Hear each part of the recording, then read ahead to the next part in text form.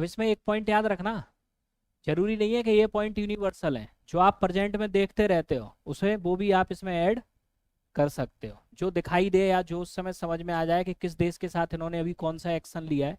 अब जैसे श्रीलंका का मुद्दा तो अब प्रेजेंट में चल रहा है इसलिए हमने बोल दिया, कुछ और भी हो सकते हैं मुद्दे दूसरे देश के साथ। तो नेबरहुड पॉलिसी यानी नेवर फर्स्ट पॉलिसी का मतलब वर्तमान में जो पड़ोसी देश है उन्हें प्रेफरेंस देने के लिए हमने जो भी स्टेप उठाए हम उन पॉइंट्स को इसमें नोट कर सकते हैं।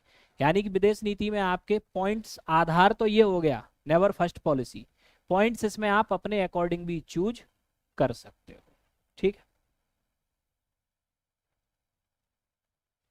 तो नेक्स्ट याद रखना, नरेंद्र मोदी के आपके कार्यकाल की बात करें तो 2014 से लेके आपके अगर प्रेजेंट तक लेके चलें तो पहला आपका क्या था इनका, पहली पॉलिसी नेवर फर्स्ट पॉलिसी, यानी कि पड़ोसियों के साथ पहल की नीति। यानी कि हमें सबसे पहले जो अपने विदेश संबंध बनाने हैं वो सबसे बेहतर बनाने हैं अपने पड़ोसियों के या नेवर्स के साथ।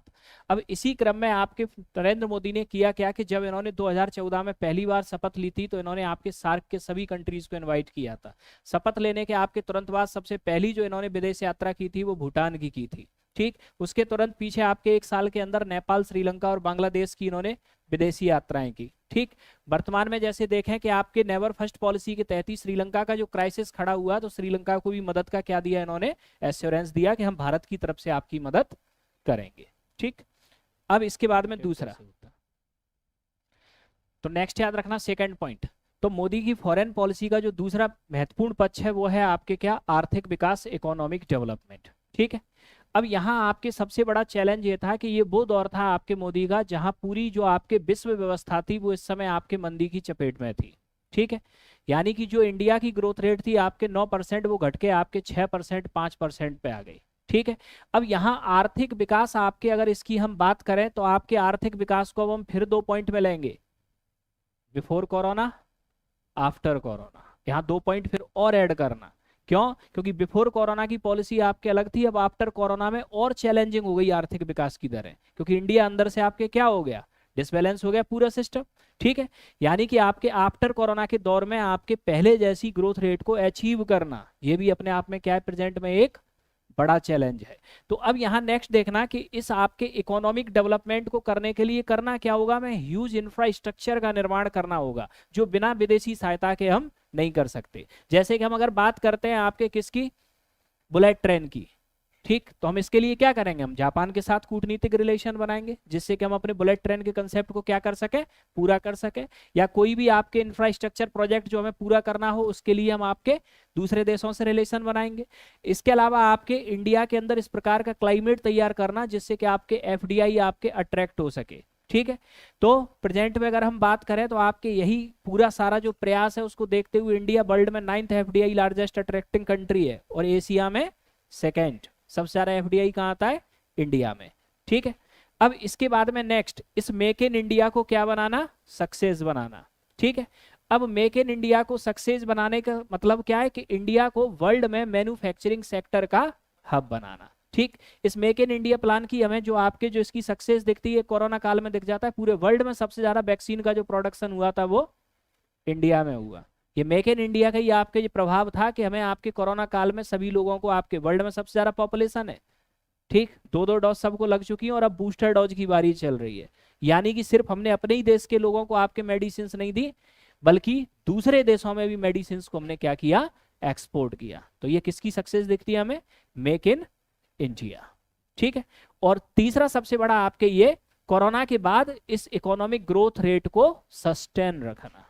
ठीक, यानी कि आपके आफ्टर कोरोना ग्रोथ रेट को क्या करना, सस्टेन करना, ये और आपके चैलेंज है।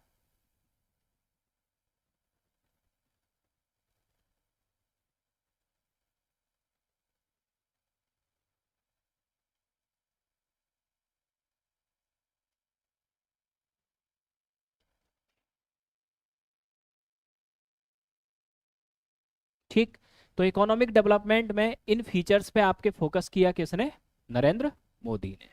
अब इसके बाद में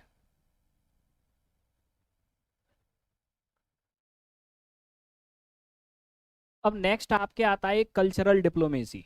अब कल्चरल डिप्लोमेसी में हम आपके करते क्या है कि मान लिया कि भारत में कोई आपके कल्चर है और दूसरे देश में भी आपके कोई वो कल्चर है, तो हम दोनों कल्चरों को क्या करेंगे, इंटीग्रेट करने का प्रयास करेंगे, यानी कि दो देशों के सिटीजन्स के बीच में इंटीग्रेशन का प्रयास करेंगे।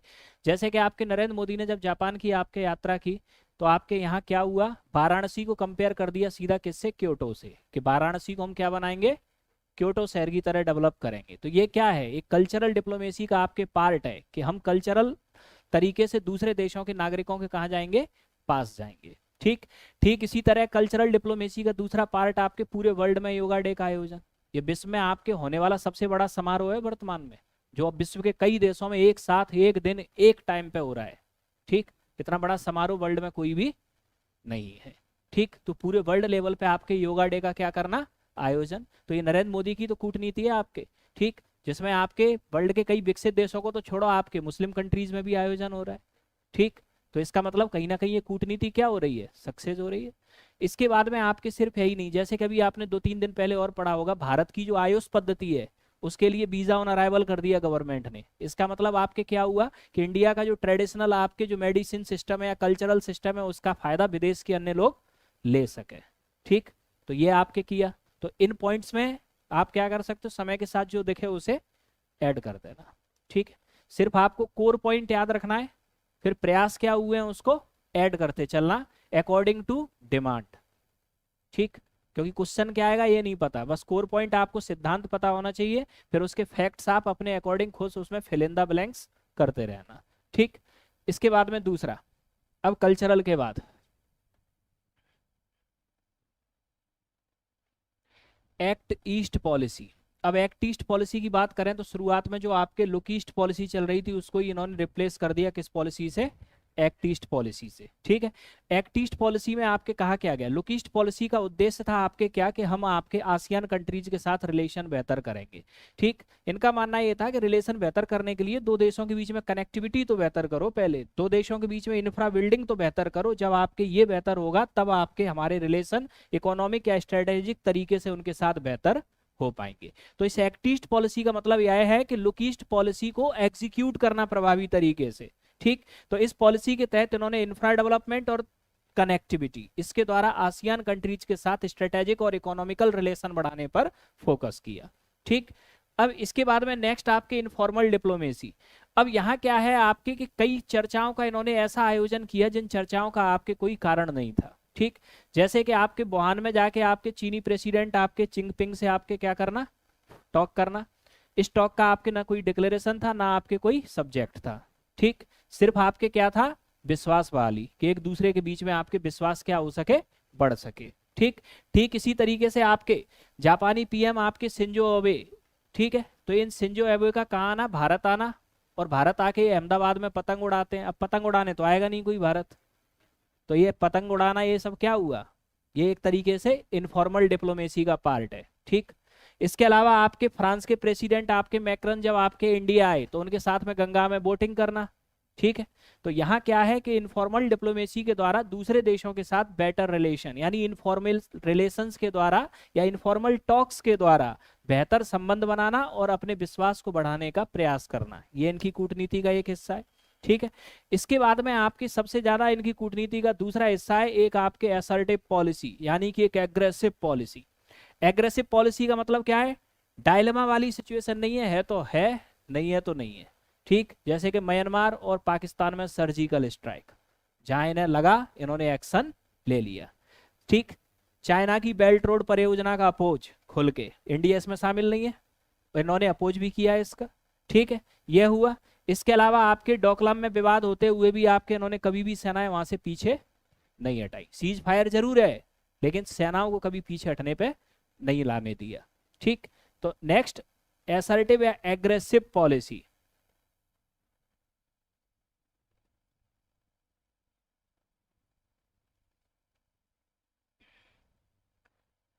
तो नेक्स्ट याद रखना है असर्टिव या एग्रेसिव पॉलिसी। ठीक है, तो आपके अगर हम असर्टिव या एग्रेसिव पॉलिसी की बात करें तो जहां भी आपके इंडिया के अगेंस्ट अगर कोई भी आपके एक्टिविटी हुई है तो इन्होंने आपके प्रोएक्टिव तरीके से और आक्रामक तरीके से निर्णय लिए हैं। ठीक, जैसे कि आपके पाकिस्तान और म्यांमार में जब टेररिस्ट एक्टिविटीज बढ़ी तो इन्होंने सर्जिकल स्ट्राइक कराई।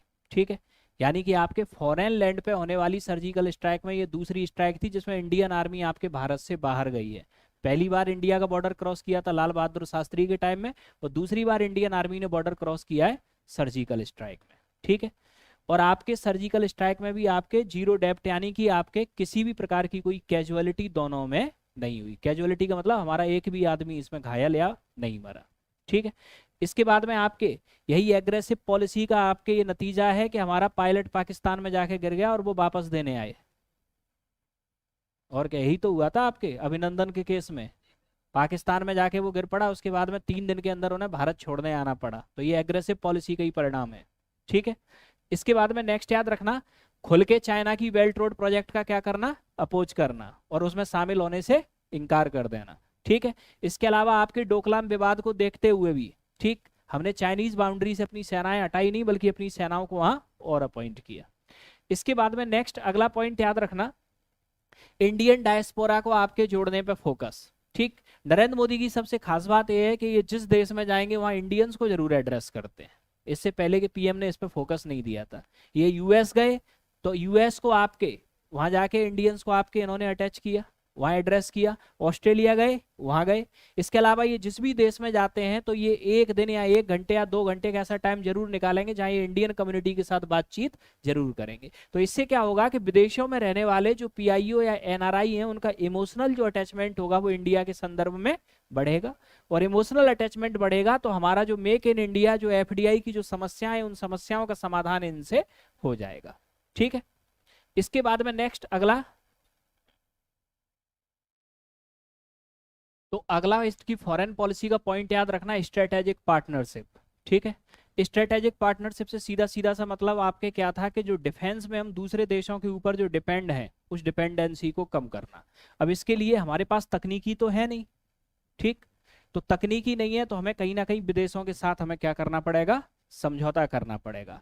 तो डिफेंस में आपके सेल्फ रिलायंट बनने के लिए आपके इन्होंने एक स्ट्रेटेजिक पार्टनरशिप का तरीका अपनाया, और इंडियन कंपनीज लाइक आपके रिलायंस और महिंद्रा, ठीक, और foreign companies like Rafale and Lockheed Martin, इनका आपके ज्वाइंट वेंचर बनवा दिया। इस ज्वाइंट वेंचर में 91% की हिस्सेदारी होगी इंडियन कंपनीज की, जिससे कि कंट्रोल उनका रहे, और 49% की हिस्सेदारी होगी किसकी, विदेशी कंपनियों की।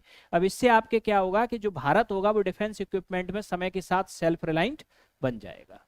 ठीक, तो इस उद्देश्य से आपके स्ट्रेटेजिक पार्टनरशिप। तो ये है आपके क्या मेजर की points of foreign policy of Narendra Modi. ठीक है, की पॉइंट्स इतने ही है, कहानियां इसमें आप हर पॉइंट में और बढ़ा सकते हो। ये 8 की पॉइंट्स याद रखना, इन 8 की पॉइंट्स में बाकी की स्टोरी फैक्ट ये आप अपनी सुविधा से एंटर कर सकते हो। ठीक है, क्योंकि वो तो चाहे कोई भी पीएम बाहर जाए या कोई विदेशी अंदर आए, तो इनमें से किसी ना किसी पॉइंट पे वो आपके एडजस्ट हो ही रहा होगा, तो कर देना अपनी सुविधा से एडजस्ट। ठीक है, तो ये है आपके फॉरेन पॉलिसी, भारत की विदेश नीति। अब नेक्स्ट हम आते हैं भारत की विदेश नीति की आपके कमियां। कुछ कमियां भी तो होंगी, ठीक, तो क्या कमियां हैं, तो नेक्स्ट याद रखना, limitations of Indian foreign policy, भारतीय विदेश नीति की आपके सीमाएं या कमियां। ठीक है, पहली चीज तो आपके ये है कि इंडिया के अंदर जो फॉरेन पॉलिसी का आपके जो निर्माण करते हैं वो करते हैं कौन, ब्यूरोक्रेट्स। तो एक तो आपके फॉरेन पॉलिसी में जो ब्यूरोक्रेट्स का आपके जो डोमिनेंस है वो बहुत ज्यादा है, पहला पॉइंट। ठीक, दूसरा पॉइंट, आपके फॉरेन पॉलिसी बनाते टाइम आपके सफिशिएंट मात्रा में आपके आईआर स्पेशलिस्ट या फॉरेन पॉलिसी स्पेशलिस्ट को वहां सहभागिता या पार्टिसिपेशन नहीं दिया जाता। ठीक, क्योंकि हर देश में आईआर स्पेशलिस्ट होते हैं जो फॉरेन पॉलिसी में पार्टिसिपेशन करते हैं, तो एक ये फैक्टर भी कहीं ना कहीं कम है। और अगर पार्टिसिपेशन दिया भी जाता है तो ब्यूरोक्रेट्स उनकी बात को मानने के लिए बाध्य नहीं है। ठीक, यानी सजेशन तो देते हैं ये, लेकिन इनके सजेशन किस हद तक लागू हो इस बात पे भी तो निर्भर करती है कि फॉरेन पॉलिसी सक्सेस होगी या नहीं होगी। ठीक है, इसके बाद में नेक्स्ट आपके अगला पॉइंट आपके ये कि इंडिया ज्यादातर जो फॉरेन पॉलिसी जो बनाता है उसका प्रभाव शॉर्ट टर्म रखता है, यानी कि वो हम वर्तमान में इस स्थिति को देखते हुए फॉरेन पॉलिसी को बना देते हैं, हम कभी लॉन्ग टर्म विजन हम रखते ही नहीं है फॉरेन पॉलिसी का। ठीक है, इसके बाद में आपके नेक्स्ट याद रखना, लैक ऑफ बेसिक प्रिंसिपल्स। वर्तमान में आए तो हमारी फॉरेन पॉलिसी का कोई बेसिक प्रिंसिपल ही नहीं है। जैसे नेहरू की फॉरेन पॉलिसी में पंचशील और गुटनिरपेक्षता थे, नॉन अलाइनमेंट, प्रेजेंट में नहीं है कोई बेसिक प्रिंसिपल, जैसी कंडीशन होगी बस वही प्रिंसिपल है। ठीक है, इसके बाद में next, Indian foreign policy proactive ना होकर रिएक्टिव है, यानी कि हम इंतजार करेंगे कि दूसरा वाला कुछ करे तब हम फिर अपना कुछ करेंगे। यानी कि हम प्रोएक्टिव नहीं है, हम अपनी तरफ से डिसीजन नहीं ले रहे, हमारे तो डिसीजन डिपेंड है आपके दूसरी तरफ। जैसे कि आपके चाइना जाके श्रीलंका में मदद देगा तो अच्छा चलो चाइना ने दे दी, अब हम भी चलते हैं। चाइना जाके अफ्रीकन कंट्रीज को एड्रेस करेगा तो अच्छा चलो हम भी बुला लेते हैं सबकी मीटिंग। यानी ये काम तो पहले भी कर सकते थे ना, ठीक। यानी कि जब चाइना एक्शन लेगा तब हमारी आंखें खुलती हैं, अच्छा उन्होंने कर लिया ऐसा, अब हमें भी करना चाहिए, ठीक। तो ये हमारी फॉरेन पॉलिसी प्रोएक्टिव ना होकर कैसी है, रिएक्टिव, यानी प्रतिक्रियाशील। पहले हम देखेंगे कि कौन क्या कर रहा है, उसके बाद में हम करेंगे, ठीक। इसके बाद में आपके नेक्स्ट, बेहतर फॉरेन रिलेशन के लिए हमेशा जरूरी होता है स्ट्रांग इकोनॉमी का होना, और इंडियन इकोनॉमी अभी इतनी स्ट्रांग सिचुएशन में नहीं है, क्योंकि वर्ल्ड के देशों के साथ आपको अगर बेहतर रिलेशन बनाने हैं तो आपको एड देना शुरू करनी होगी उन्हें, सहायता, ठीक। हमारे पास खुद ही नहीं है तो हम दूसरों को क्या देंगे, ठीक है। तो इसका मतलब पहले खुद पे तो पैसा हो तब दूसरे को देंगे, ठीक। और स्वाभाविक सी बात है, आप जितनी ज्यादा एड दे हुए लोग आपके फेवर में ज्यादा होंगे, ठीक। तो हम जैसे कि साउथ ईस्ट एशिया की बात करें, अफ्रीकन कंट्रीज की बात करें, चाइनीज फेवर में क्यों है ये, क्योंकि इनको एड मिलता है चाइनीज से, चाइना आपके वित्तीय सहायता बहुत स्ट्रांग देता है, ठीक। भारत उसके पर्सपेक्टिव में दे नहीं पाता। भारत में एक और समस्या है, ठीक। नरेंद्र मोदी ने तो आपके कह दिया कि ठीक है श्रीलंका को मदद पहुंचा देना, अब भारत में जो ब्यूरोक्रेसी का चैनल है वो इतना डिले करता है उस विदेशी सहायता को कि हो सकता है कि श्रीलंका का संकट खत्म हो जाए तब भारत सरकार सैंक्शन दे, ठीक। तो ये होता है भारत में आपके सरकारी योजनाओं का, ठीक है। अब सरकारी योजनाओं की तो जैसे हम बात करें, जैसे दिल्ली के अंदर ही देखें, दिल्ली के अंदर आप लोगों को फ्री एजुकेशन दे रही है सरकार, कोर्स भी खत्म होने वाला आया है, अभी अभी तक फीस क्रेडिट नहीं हुई है। तो इसका मतलब क्या है, जब कोर्स खत्म हो जाए उसके बाद में देगी तो देगी, नहीं देगी तो नहीं देगी। तो यहाँ गवर्नमेंट की जो स्कीम्स हैं उनका एग्जीक्यूशन इतना आपके डिले होता है, ठीक है, इसकी एग्जीक्यूशन की लिमिट ही तय नहीं होती। इसके बाद में नेक्स्ट आपके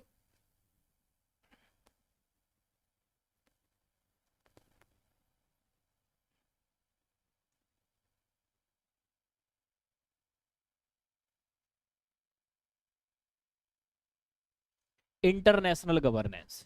प्रेजेंट में जो ये इंटरनेशनल गवर्नेंस का आपके जो ये एरा आपके चला है, ठीक है। तो इंटरनेशनल गवर्नेंस का मतलब जो इंटरनेशनल ऑर्गेनाइजेशंस जो इमर्ज हुए हैं उनके रूल्स एंड रेगुलेशन को उनकी मेंबर कंट्रीज के द्वारा फॉलो करना क्या है, मैंडेटरी है, ठीक है। तो अब भारत जब भी विदेश नीति आपके बनाएगा तो उन रूल्स एंड रेगुलेशन को भी फॉलो करेगा, ठीक है। तो ये है आपके क्या, इंडियन फॉरेन पॉलिसी की आपके लिमिटेशन, ठीक।